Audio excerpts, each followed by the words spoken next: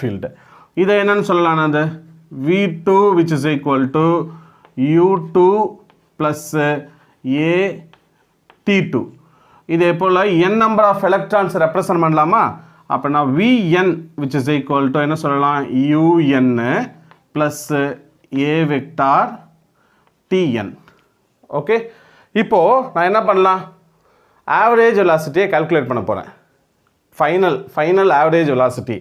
So அதை வந்து என்னன்னு சொல்ல போகிறேன், V அப்படின்னா என்ன அர்த்தம், V அதை பார்த்தா ட்ரிஃப்ட் வெலாசிட்டி நம்ம ரெப்ரசன்ட் பண்ண போகிறோம். Vd வெக்டார் அப்படின்னு சொல்ல போகிறோம்.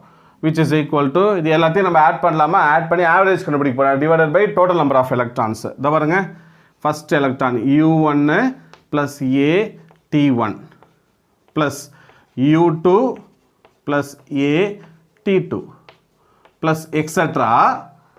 UN